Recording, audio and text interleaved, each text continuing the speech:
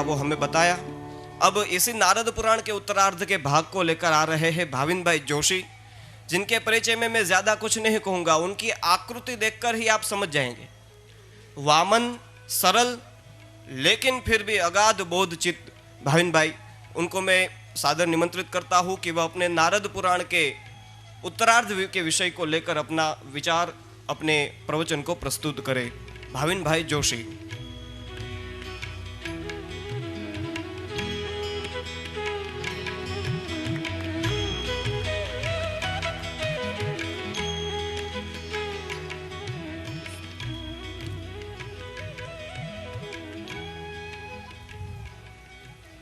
सर्वचैतन्य रूपां तामाद्यां विद्यां च धीमहि बुद्धिं यानः प्रचोदयात्।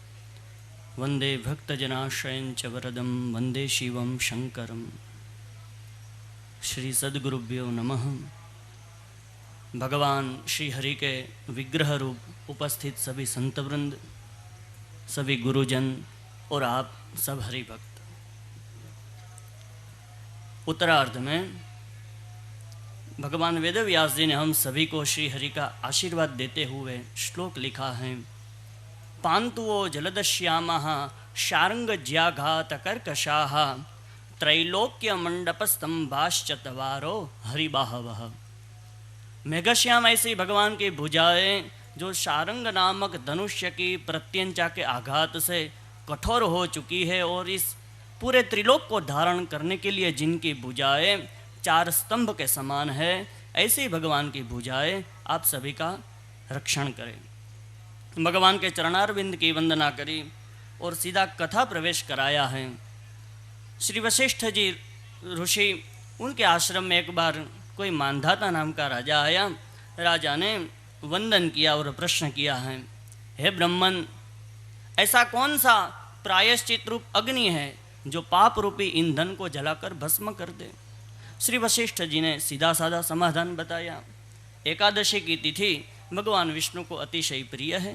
आंवले के जल से स्नान करो, संयमित होकर उपवास करो, भगवान श्री हरि का पूजन करो, सभी पाप नष्ट हो जाएंगे।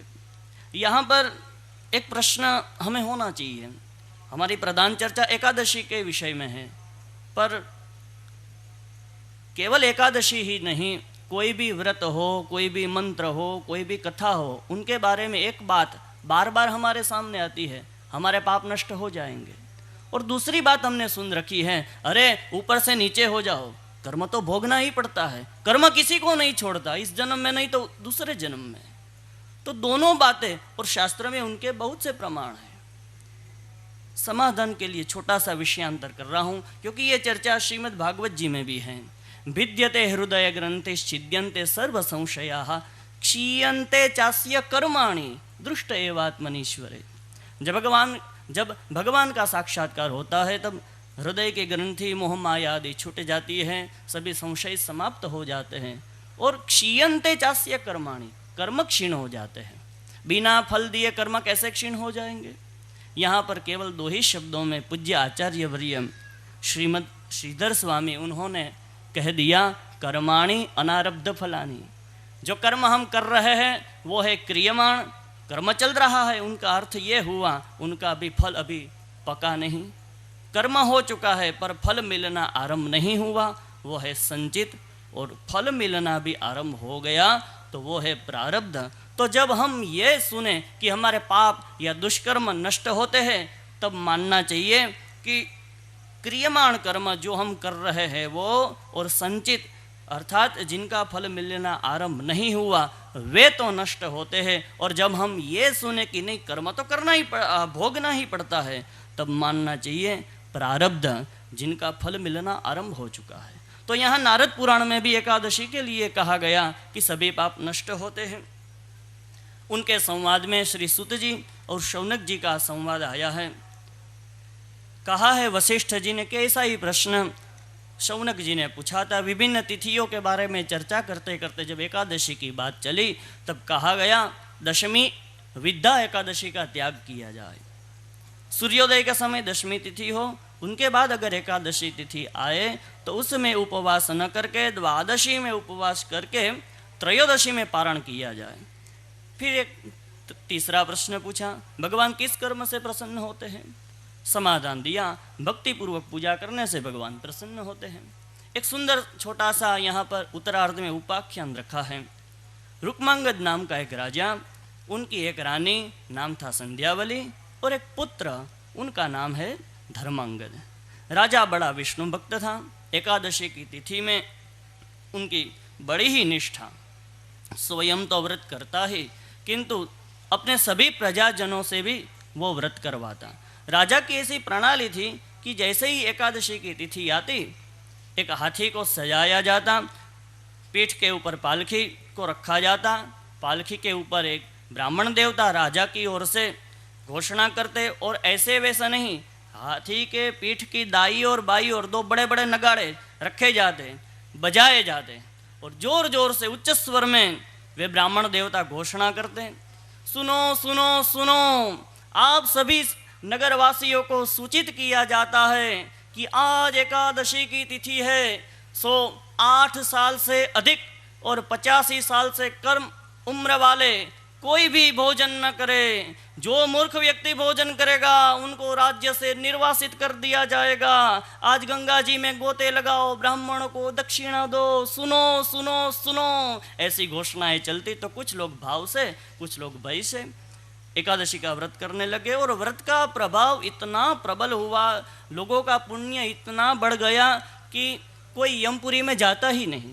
जैसे ही व्रत समाप्त होता, वैकुंठ गमन होता, तो यमराजा की स्थिति तो अत्यंत दयनीय हो गई। नरक सब सुने हो गए। चित्रगुप्त जी को मानो पढ़ने लिखने के काम से छुट्टी मिल चुकी थी। और जब ऐसा होता है तब परम कौतुकी नारायण नारायण का संकीर्तन करते हुए नारद जी पधारे। स्वागत हुआ नारद जी का। श्री यमराजा ने उनका स्वागत किया और नारद जी को आश्चर्य हुआ। कहा है नारद जी ने, अरे यमराज, आपको तो एक क्षण का भी अवकाश नहीं होता, और ये चित्रगुप्त जी, ये तो किसी मुनि की भांति मानो मौन बैठे हैं। अरे आजकल यहाँ पर नर्क सब सुने क्यों पड़े हैं? मैं यहाँ नर्क के आंगन से निकला तो किसी की चीख पुकार सुनाई नहीं दी। अब ये नारद जी, इनको कोई सज्जन न मिले तो भी आश्चर्य होता है, और कोई पापी न मिले तब भी आश्चर्य होता है। ये नर्क सब सुने क्यों है? श्री यमराज ने कहा, अरे नारद जी, क्या बताऊं, ये पृथ्वी पर कोई रुक्मांगद नाम का राजा है, सभी को व्रत कराता है। मेरा तो मान लो प्रभाव ही नष्ट हो चुका है। बिना प्रयोजन के कोई भी सेवक अगर पद पर रहता है, स्वामी के धन का उपभोग करता है, तो नर्क में जाता है। यमराज बोले हैं, मैं अपने पद को छोड़ देना चाहता हूँ, अब मेरी कोई आवश्यकता नहीं रही, मैं ब्रह्मा जी को अपनी बात सुनाऊंगा। श्री नारद जी के साथ यमराजा और चित्रगुप्त जी गए। वैसे तो अनेक देवता ब्रह्मलोक में आते रहते हैं, किंतु कभी यमराज का प्रवेश नहीं हुआ। तो यमराज को देखा, चित्रगुप्त जी को देखा, सबको बड़ा आश्चर्य कि आज इनको कहाँ से अवकाश मिल गया।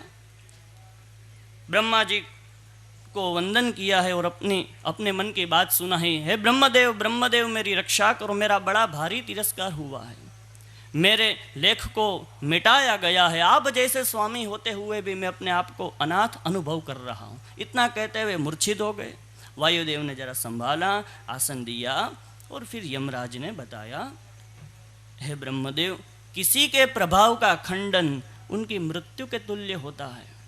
जब से सृष्टि बनी है, आपकी आज्ञा के अनुसार मैं सभी जीवों को स्वर्ग नरक आदि देता आया हूँ, पर पृथ्वी पर एक ऐसा राजा हुआ है जिसने मुझे लज्जित कर दिया है।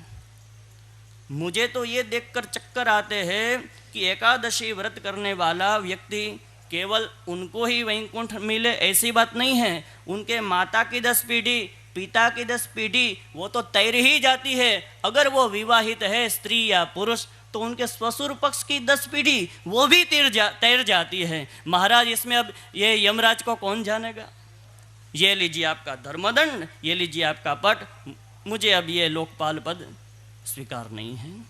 यमराज ने देखा, ओहो, ये तो रुक्मांगद की बात कर रहे हैं। यहाँ वैष्णवों के लक्षण को बताते हुए उनकी महिमा को गाया है। ब्रह्मा जी ने कहा, एको ही कृष्णस्य कृत प्रणामो दशाश्वमेधाव ब्रुथेन तुल्य। जो एक बार भी श्री कृष्ण को वंदन कर ले, प्रणाम कर ले, तो उनको कितना पुण्य मिलता है? 10 बार अश्वमेध यज्ञ करने का पुण्य उन्हें मिल जाता है। फिर भी भेद बताया। दशाश्वमेधि पुनरेति जन्म, 10 बार अश्वमेध यज्ञ करने वाला व्यक्ति पुनर्जन्म लेता है, किंतु कृष्ण प्रणामी न पुनर्भवाय। नित्य निरंतर भगवान को वंदन करने वाला व्यक्ति, उनका फिर से जन्म नहीं होता। ब्रह्मा जी ने वैष्णवों की महिमा को गाया। यमराज कहते हैं वो सब तो ठीक है, किंतु मेरे मन को तनिक भी शांति नहीं है। ब्रह्मा जी, अगर केवल आप इस राजा को अपने धैर्य से विचलित कर दे तभी मुझे शांति रहेगी। मैं आपको विश्वास दिलाता हूँ, वचन देता हूँ, मैं जिंदगी भर आपका किंकर बना रहूँगा, मैं कभी वैष्णव के सामने देखूँगा नहीं।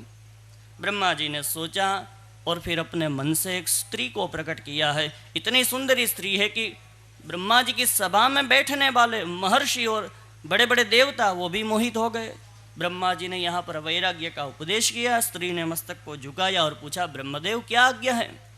ब्रह्मा जी ने कहा, जाओ, पृथ्वी पर ये रुक्मांगद नाम का राजा है, उनको तुम अपने रूप से मोहित करो। आज्ञा पाकर मंदराचल पर्वत के शिखर पर मोहिनी आई है।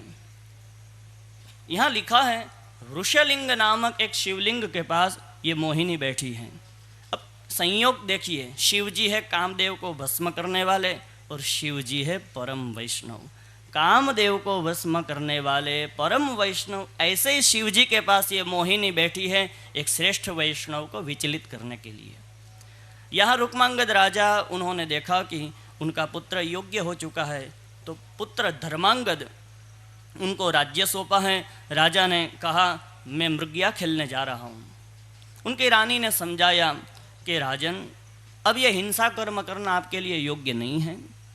राजा ने उनको आश्वासन दिया, कहा, देवी चिंता न करो, मैं जो निर्दोष पशु है उनकी हिंसा नहीं करूँगा, किंतु प्रजा के लिए जो कंटक रूप है उन्हीं पशु को मारूंगा, चोर लुटेरों से प्रजा की रक्षा करूँगा। राजा घोड़े पर सवार होकर चल दिए हैं। श्री वामदेव जी के आश्रम में पधारे, वहाँ पर सत्संग हुआ और फिर मंदराचल पर्वत के शिखर के निकट आए। वहाँ उन्होंने एक बड़ा आश्चर्य देखा। बहुत से पशु पर्वत के शिखर की ओर जा रहे थे और वहाँ से एक सुंदर संगीत की आवाज़ आ रही थी। राजा ने अपने घोड़े को वहीं पर बांध दिया और शिखर पर चढ़ा तो वही मोहिनी स्त्री सुंदर संगीत बजा रही है। राजा ने उनको देखा, देखते देखते वो इतना मोहित हो गया कि वहीं पर मूर्छित हो गया। मोहिनी ने देखा, हाँ शिकार तो आ चुका है, संगीत बंद कर दिया। धीरे धीरे धीरे राजा के निकट आई और कहा, अरे राजन, ओ राजन, संभालो अपने आप को, तुम तो धीर हो, वीर हो। राजन, क्या मुझसे विवाह करना चाहते हो? जैसे ही विवाह की बात सुनी उसकी मूर्छा टूट गई और राजा ने कहा, अरे देवी, पृथ्वी के ऊपर मैंने एक से एक रमणियाँ देखी है, रमणी स्त्रियों को देखा, किंतु तुम्हारे जैसी सुंदर स्त्री आज तक मैंने देखी नहीं। तुम कहो तो मैं पूरी पृथ्वी तुम्हें दे दूं, धन रत्न आभूषण सब कुछ तुम्हें दे दूं, मोहिनी केवल मुझ पर प्रसन्न हो जाओ। अरे महाराज, मैं इतना बहुत कहाँ कुछ मांग रही हूँ, मैं तो सिर्फ इतना मांग रही हूँ कि जो कुछ मैं कहूँ वो आप करो तो मैं आपकी दासी। अब कितनी उल्टी बात कर दी। नौकर उल्टा मालिक को कहे कि मुझे पगार वगार कुछ नहीं चाहिए, जो मैं कहूँ वो आप करोगे तो मैं आपका नौकर। तब कौन किसका नौकर हुआ? मोहिनी बोल रही है यहाँ पर कि मैं जो कुछ भी करूँ अगर आप उनका पालन करेंगे तो मैं आपकी दासी। राजा ने कहा, ठीक है। मोहिनी ने कहा, ऐसे नहीं, वचन दीजिए। मुझे विश्वास है आपने कभी हास्य में भी असत्य का भाषण नहीं किया। राजा एकदम प्रसन्न हो गया, प्रसन्नता में अधिक बोल गया। राजा वचन दिया और कहा कि आज से मैं तुम्हें वचन देता हूँ, जो तुम कहोगी वो मैं करूँगा। अगर न कर सकूँ तो बाल्यावस्था से लेकर आज तक मेरे जितने भी पुण्य है तुम्हें समर्पित। फिर उनसे विवाह किया। मंदराचल पर्वत से नीचे उतरे हैं। देखा है घोड़ा, जो घोड़ा बांधा था पर्वत के निकट पर, वो घोड़ा अपने पैर जमीन पर पटक रहा था। उसी समय वहाँ से एक छिपकली निकली, चोट लगी उनको तो मूर्छित हो गई। राजा ने तुरंत पेड़ के पत्ते से छिपकली को उठाया, जल सिंचन किया, छिपकली की मूर्छा टूटी। उसने कहा, मेरे पूर्व जन्म की कथा सुनो। पूर्व जन्म में पति को वश में करने के लिए मैंने तंत्र विद्या का प्रयोग किया था। यद्यपि अभी यहाँ पर बात चली कि पति स्तोत्र, वो तो ठीक है, शास्त्र सम्मत है, किंतु वहाँ गलती ये हो गई कि पति को वश में करने के लिए तंत्र विद्या का प्रयोग तो किया, काम भी हुआ, पर पतिदेव रोगी हो गए। सो उनके रोग का पाप छिपकली बोलती है, मुझे लगा आप मुझे विजया द्वादशी का पुण्य समर्पित करें। श्रवण नक्षत्र युक्त जो द्वादशी है उन्हें विजया द्वादशी को कहा जाता है। राजा ने, और भगवान वामन जी के प्रागट्य के समय श्रवण नक्षत्र था। राजा ने वह पुण्य समर्पित किया, छिपकली की सदगति हुई।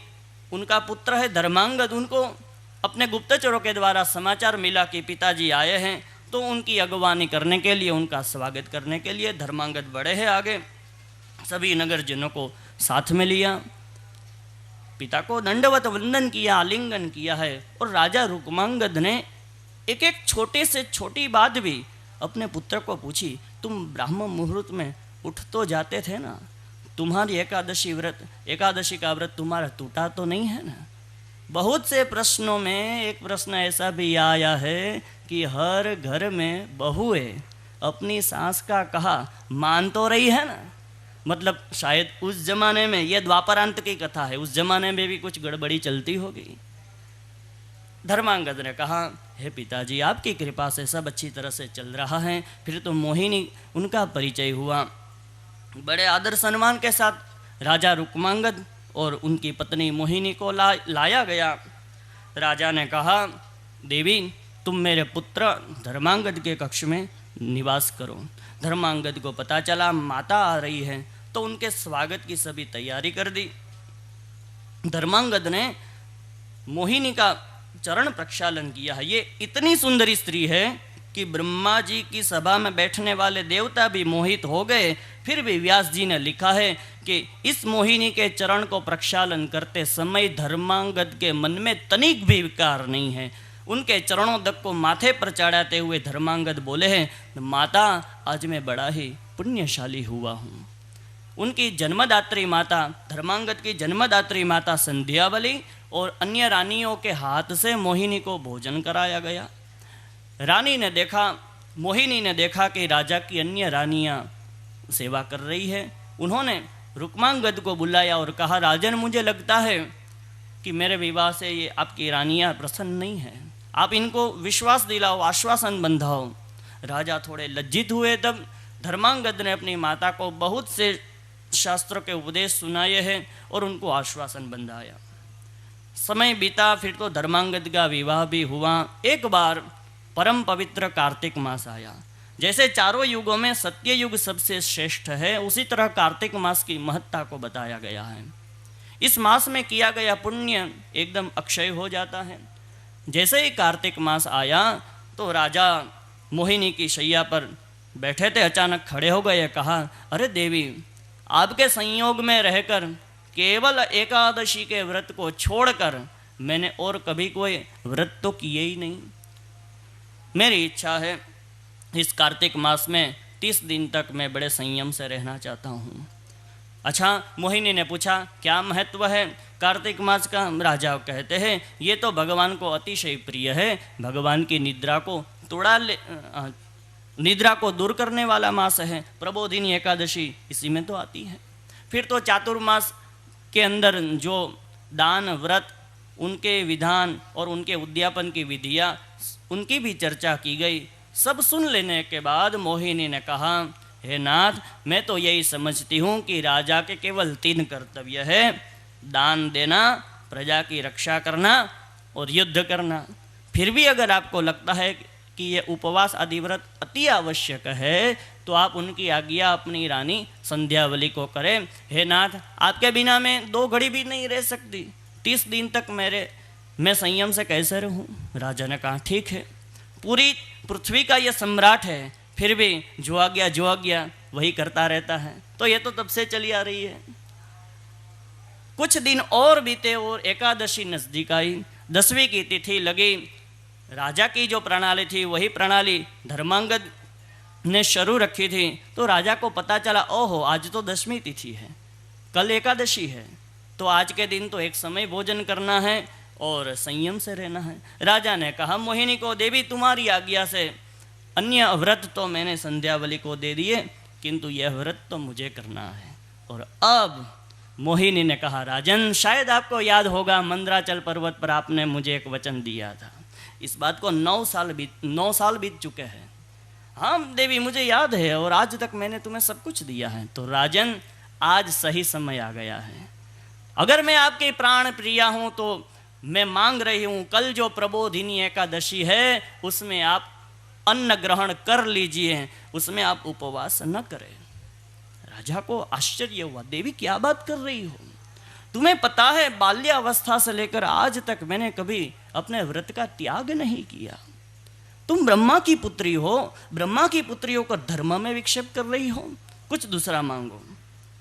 मोहिनी ने कहा, अब मैं धर्म आपको सुनाती हूँ कि जब मैं मंदराचल पर्वत पर थी तब महर्षि गौतम आए थे मेरे पास, और उनसे सत्संग हुआ। तब महर्षि गौतम उन्होंने बताया कि कोई भी गृहस्थ पुरुष हो, पतिव्रता स्त्री हो, कोई रोगी पुरुष हो या अति वृद्ध पुरुष हो, गर्भिणी स्त्री हो, छोटा सा बालक हो, या फिर यज्ञ के आयोजन में कोई लगा हुआ हो, या युद्ध करने वाला योद्धा हो, तो इन लोगों के लिए उपवास आदि व्रत आवश्यक नहीं है, अनुचित है। सो मैं आपसे कह रही हूँ कि आप कल के दिन एकादशी के दिन भोजन कर लीजिए।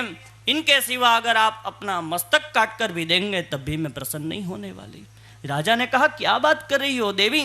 तुमने धर्म तो सुनाया, माना कि महर्षि गौतम ने तुम्हें बताया, किंतु यह पुराण सम्मत बात नहीं है। वैष्णवों के पुराणों में कहीं पर भी ऐसा नहीं लिखा कि एकादशी के दिन अन्न का ग्रहण किया जाए। अति आवश्यकता पड़ने पर सिर्फ इतना विधान मिलता है कि जलपान किया जाए, दुग्धपान किया जाए, फलाहार किया जाए। और रोगी पुरुष के लिए तो उपवास अति आवश्यक है, श्रेयस्कर है। हम सभी ने अनुभव भी किया है कि जब हमारा शरीर रोगी हो जाता है, रोग से ग्रसित हो जाता है, तब सहज ही हमारी रुचि अन्न से हट जाती है। यहाँ नारद पुराण में लिखा है कि रोगी व्यक्ति के लिए उपवास अति आवश्यक है। मोहिनी ने कहा, वेदों में कहाँ लिखा है कि एकादशी का व्रत करना चाहिए? राजा ने वेदों का तात्पर्य समझाया, किंतु ये मानी नहीं। मोहिनी ने अपनी दासी को बुलाया कि जाओ नगर में जितने भी वेदज्ञ ब्राह्मण हैं सबको बुला कर लाओ, बहुत से। और इन ब्राह्मणों में महर्षि गौतम भी थे। सब ब्राह्मण आए, उनका स्वागत हुआ। ब्राह्मणों के बीच में मोहिनी ने दलील रखी है कि देखो देखो ये मेरे पति क्षीणकाय हो रहे हैं, अन्न से ही प्राणों की पुष्टि होती है, प्राण पुष्ट होने पर राजा बलवान होगा और तभी तो प्रजा की रक्षा करेगा। भला अन्न किसको अच्छा नहीं लगता? अन्न तो अमृत के समान है। मैं बहुत समझा रही हूँ, फिर भी ये राजा अन्न को ग्रहण नहीं कर रहे। सो हे ब्राह्मण देवता, आप सब इनको आज्ञा करें। और ब्राह्मण भी मोहिनी की हाँ में हाँ भी मिलाने लगे। राजा को कहने लगे, राजन यद्यपि व्रत आदि अपने जगह पर सही है, किंतु तुम दुष्टों को संयम में रखते हो, सो तुम्हें भोजन कर लेना चाहिए, हमारे साथ भोजन कर लो। राजा गुस्सा तो बहुत आया, किंतु सामने ब्राह्मण बैठे थे और कहा कि आप तो हमारे पथ प्रदर्शक हो, आप ऐसी अनुचित बात कैसे कर सकते हो? वैष्णवों के आचार में कहीं पर आपकी बात नहीं लिखी। आप जो कह रहे हो वह तो शास्त्र से बिल्कुल प्रतिकूल है, और इसके कारण आप तो क्या देव दानव मानव यक्ष गंधर्व किन्नर ब्रह्मा विष्णु या साक्षात शंकर भी आकर कह दे, फिर भी ये रुक्मांगद अपने व्रत को नहीं छोड़ेगा। मोहिनी चिल्ला उठी, देखो राजा तुम असत्यवादी हो, सत्य के बल से ब्रह्मांड टिका हुआ है, तुम्हारी अधोगति होगी, मैं तुम्हें छोड़कर जा रही हूं। राजा ने कहा, ठीक है आपकी मर्जी। मोहिनी चिल्लाती हुई चली गई। उनका जो पुत्र है धर्मांगद, उन्हें पता चला मोहिनी माता जा रही है। रास्ते में माता को रोकते हुए कहा है धर्मांगद ने, अरे माता क्यों चिल्ला रही हो, क्यों रो रही हो? कहा, तुम्हारे पिता असत्यवादी है, मुझे वचन दिया था, उस वचन को उन्होंने मिथ्या सिद्ध कर दिया। धर्मांगद ने जब सुना तब कहा, माता मेरे पिता ने कभी असत्य भाषण किया नहीं, आप मुझ पर दया करो, नगर की ओर प्रस्थान करो। मोहिनी फिर से आई है नगर में, और यहाँ पर धर्मांगद पुत्र अपने पिता से बात कर रहा है, पिताजी मेरी माता आपको असत्यवादी क्यों कह रही है? अगर इन्होंने इंद्रासन भी मांगा तो मैं इंद्र से युद्ध करूंगा, इंद्रासन माता के चरणों में रख दूंगा। अगर मेरी माता को ब्रह्मलोक चाहिए तो मैं तपश्चर्या करूंगा, शरीर को सुखा दूंगा और ब्रह्मा जी का ब्रह्म पद भी माता के चरणों में रख दूंगा। हे पिताजी, ऐसा क्या मांग लिया इन्होंने? रुक्मांगद ने कहा, बेटा ये कह रही है कि कल जो एकादशी है ना, उस एकादशी में मैं अन्न ग्रहण कर लूं। अब धर्मांगद को भी ये बात अनुचित लगी। धर्मांगद ने अपनी जन्मदात्री माता संध्यावली को कहा, माँ आप पिताजी की इस प्राण प्रिया को समझाइए, यह तो बहुत ही अनुचित बात है। संध्यावली आई, मोहिनी को कहा, देखो आज तक तुमने जो भी मांगा सब कुछ दिया है। पति को उनके धर्म से तुम विचलित न करो। अरे तुम्हें चाहिए ही तो मेरे प्राण मांग लो, मेरे पुत्र के प्राण मांग लो, किंतु अपनी जिद को छोड़ दो। बहुत से शास्त्र वचन से यहाँ पर मोहिनी को समझाया। मोहिनी ने कहा, ठीक है, दूसरा वरदान मैं मांग रही हूं, इनके बदले सोच लो क्या तुम दे सकोगी। संध्यावली ने कहा, मांग कर देखो, तुम मुझ पर विश्वास करो। मोहिनी ने कहा, जो मैं मांगने जा रही हूं अगर उनका पालन हो गया तो मेरी अपकीर्ति भी होगी, किंतु तुम्हारा यश बढ़ेगा। संध्यावली ने कहा, मांगो वरदान। मोहिनी ने कहा कि या तो राजा एकादशी के दिन भोजन कर ले या अपने पुत्र धर्मांगद उसका मस्तक छेदन करके मेरी गोद में रख दे। निर्णय आपके हाथ में है, क्या करना है। माँ है ना, कुछ क्षण के लिए तो उनका भी धैर्य टूट गया। अपने आप को समझाया है, चिंता मत करो मोहिनी, मैं तुम्हारा जो दूसरा वरदान है ना वो सत्य कर दूंगी। यहाँ पर राजा रुक्मांगद एकदम शोकातुर है, रो रहे हैं। अरे क्या हो रहा है? संध्यावली आइए, कहा, हे नाथ चिंता मत करो, मोहिनी मान गई है, अब वो आपसे जिद नहीं करेगी भोजन के लिए। अच्छा, मोहिनी मान गई। राजा एकदम प्रसन्न हुआ, किंतु संध्यावली ने कहा, नाथ उन्होंने इनके बदले एक दूसरा वरदान मांगा है। राजा ने कहा, हाँ मांगो, बोलो बोलो क्या इच्छा है उनकी, मैं सब इच्छा पूरी कर दूंगा। संध्यावली बोली हैं, देखिए पुत्र पर माता का प्रेम तो 100 गुना पिता से भी अधिक होता है, और आज उस स्नेह को छोड़कर मैं आपसे बात कह रही हूं। मोहिनी ने मांगा है कि या तो आप भोजन करो, और अगर भोजन नहीं करना तो फिर पुत्र धर्मांगद का मस्तक छेदन करके उसकी गोद में डाल दो। राजा ने कहा, अरे क्या बात कर रही हो, क्या कहीं तुम पागल तो नहीं हो गई? पुत्र अगर कुपुत्र भी हो फिर भी कोई भी माता पिता इतना जघन्य कृत्य नहीं करते। इतने प्रतापी पुत्र को मैं कैसे मार सकता हूं? संध्यावली ने समझाया, है नाथ कुछ भी हो, आपके धर्म की परीक्षा के लिए, आपके सत्य की परीक्षा के लिए देवताओं ने ही इस स्त्री को उत्पन्न किया है, सो आज आपके धर्म की परीक्षा है। राजा ने कहा, मैं नरक में चला जाऊंगा, किंतु ऐसे पुत्र को मैं कैसे मार सकता हूं? पुत्र धर्मांगद को पता चला कि मोहिनी माता ने ऐसा दूसरा वरदान मांगा है। धर्मांगद एक बड़ी तलवार लेकर आया है पिताजी के पास। पिताजी को दिया तलवार को, कहा, पिताजी अपने दूसरे मोहिनी के माता के दूसरे वरदान को सिद्ध कीजिए। वो पुत्र तो धन्य है जिनके प्राण पिता के वचन के पालन में न्योछावर हो जाए। रुक्मांगद की स्थिति अत्यंत दयनीय हो गई। रुक्मांगद ने एक बार मोहिनी के सामने देखा। मोहिनी कह रही है, अरे इनके वध से मेरा क्या प्रयोजन सिद्ध होगा? मैं तो अभी भी कह रही हूँ आप एकादशी के दिन भोजन कर लीजिए, अगर नहीं करना तो फिर इसको मार दीजिए। राजा के धैर्य को देखने के लिए आकाश में सभी देवता भी स्थिर है और गरुड़ारूढ़ भगवान भी स्थिर है। वो देख रहे हैं अभी ये राजा क्या करेगा, क्योंकि धर्मांगद इतना प्रतापी पुत्र है, मातृ पितृ भक्त है। राजा ने अपने मन को कठोर बनाया और तलवार को हाथ में पकड़ा है। पुत्र धर्मांगद, उसने अपने मस्तक को झुकाया, अपनी माता संध्यावली का अंतिम दर्शन किया, पिताजी का अंतिम दर्शन किया और मस्तक को झुकाया, कहा है, पिताजी आप प्रहार करें। राजा ने अपनी तलवार को जैसे ही हाथ में उठाया, उन्होंने निर्णय कर लिया था इसका मस्तक छेदन करना है।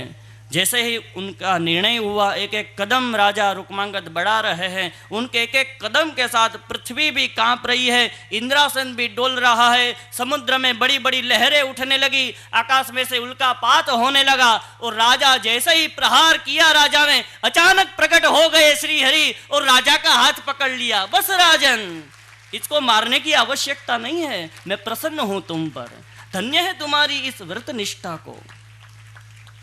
कथा है, फिर राजा रुक्मांगद, रानी संध्यावली और पुत्र धर्मांगद इनके शरीर में समा गए हैं। मोहिनी को कहीं पर नरक में भी जगह नहीं मिली है। राजा के एक राजपुरोहित 12 साल से तपश्चर्या कर रहे थे।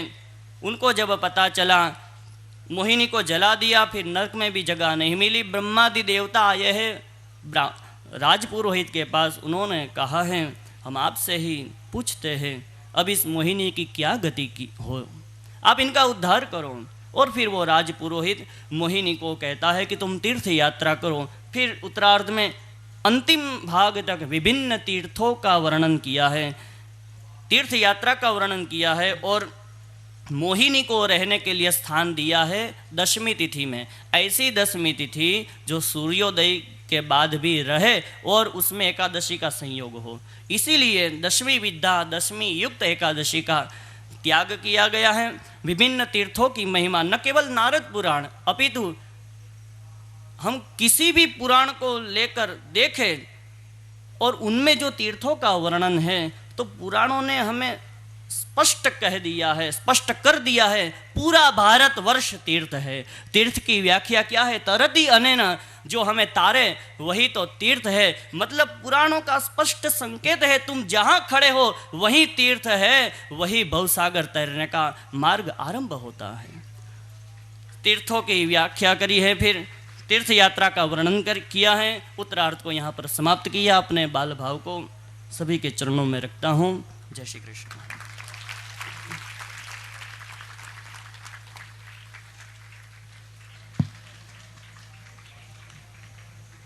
श्रीहरिं परमानंदम उपदेष्टारमीश्वरं व्यापकं सर्वलोकानां कारणं तं नमाम्यहम्। प्रातःकालीन सत्र में पुराण चर्चा अंतर्गत 2 दिन से हमारे ऋषि कुमारों के द्वारा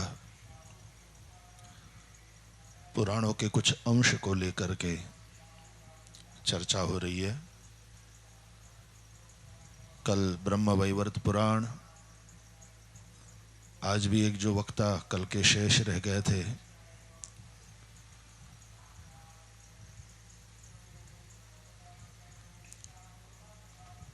उनके द्वारा पुराण चर्चा ब्रह्म वैवर्त की हुई। 2 ऋषि कुमारों के द्वारा नारद पुराण पर चर्चा हुई। पूज्य स्वामी दिव्यानंद जी महाराज के सन्निधि में ऋषि कुमारों को यह वांग्मयी सेवा करने का अवसर मिल रहा है, ये उनका भी सौभाग्य है। इतिहास पुराणानि पंचमो वेद उच्यते। इतिहास और पुराण ये पंचम वेद रूप हैं और पुराणों की महिमा इसलिए है कि इतिहास पुराणाभ्याम वेदम समुपबृंहयेत। इतिहास और पुराण के द्वारा वेदों का ही तात्पर्य समझ में आता है। नारद पुराण तो भक्ति केंद्रीय है और इसलिए व्रतों, तीर्थ यात्राओं, देव पूजन इत्यादि की विशेष महिमा उसमें गाई गई है।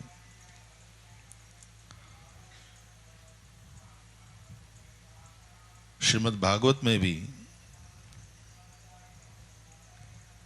तीर्थ सेवन के महिमा को विशेष रूप से बताया गया है कि भाई तीर्थ में जाएं, स्नान करें, तीर्थ देवताओं का दर्शन करें, दान करें और वहाँ जाकर के किसी भजनानंदी महापुरुष का संग करें और उनसे भगवान की महिमा का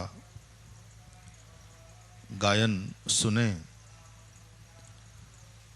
तो तीर्थ में जाकर के स्नान से पवित्र हुए, निष्पाप हुए हमारे मन में भगवान के प्रति एक भाव, एक अनुराग प्रकट होता है और उसके बाद हम मूर्ति पूजा, भगवान के स्वरूप की पूजा इत्यादि में जब रुचि बनती है तो प्राय हम तीर्थों में जाते हैं तो वहाँ से छवि ले आते हैं, मूर्तियाँ ले आते हैं, माला ले आते हैं, बहुत सारा सामान साधन भजन से संबंधित वहाँ उपलब्ध होता ही है। गंगा तट गए तो गंगा जी भर करके ले आए, यमुना जी गए तो यमुना जी की जारी जी અને પછી લોટી ખોલવાનો उत्सव, लोटी उत्सव था। जो चित्र ले आए उसकी पूजा शुरू होती है और ये करते करते फिर पूजा के उपरांत बाकी वाले समय में यदि अनवसर हो और ठाकुर जी आराम में हो तो हम हाथ में माला लेकर के जप इत्यादि भी करने में लग जाते हैं और ये करते करते फिर सहजावस्था की ओर हम अग्रसर होते हैं। तो वो जो एक श्लोक बड़ा विचित्र मिलता है, कई लोग ये कहते उत्तमा सहजावस्था मध्यमा ध्यान धारणा अधमा मूर्ति पूजाश्च तीर्थ यात्रा अधमा अधमा। तो इस श्लोक को लेकर के फिर जो कई बातें होती है तो लोग फिर जैसे यहाँ भ्रांति फैलाने का प्रयास किया गया, इस कथा में हमने सुना। तो सहजावस्था को ही श्रेष्ठ मानते हैं और तीर्थ यात्रा को अधमाअधम मानते हैं। तो लोग कहते हैं फिर ये क्यों करना, और तीर्थ में तो व्यापार हो रहा है, ऐसा हो रहा है, वैसा हो रहा है।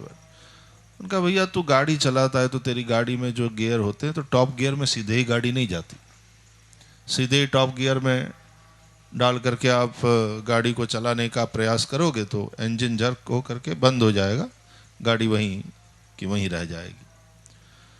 तो पहले फर्स्ट गियर में, थोड़ा गाड़ी स्पीड पकड़े तो फिर सेकंड गियर में, और थोड़ा स्पीड बढ़े तो थर्ड गियर में, और फिर टॉप गियर में आप, चौथा ही टॉप गियर होता है क्या, 5 होते हैं। अच्छा, આપણે તો કઈ હલાવી નથી, આમ હલાવી છે પણ એટલું ધ્યાન નથી આપ્યું, બાજુમાં બેઠા હોઈએ तो એમ કરતા કરતા टॉप गियर ऊपर जवाए, सीधे ही नहीं जा सकते आप। तो सहजावस्था भले ही उत्तम हो लेकिन उसका प्रारंभ तो कहीं पहली सीढ़ी चढ़ने से ही होगा। इसलिए इन सभी पुराणों में जो बातें कही गई है वो सब बड़ी महत्वपूर्ण है। देखो, सबकी भूमिका अलग अलग होती है, सभी साधकों की भूमिका अलग अलग होती है, और जो जैसा है जहां है उसको वहां से परमात्मा की ओर ले चलना, जीवन के उन्नति की ओर, कल्याण पथ की ओर वह गति करे, ऐसी प्रेरणा इन पुराणों के द्वारा दिया जाता है। तो बहुत सुंदर चर्चा हो रही है।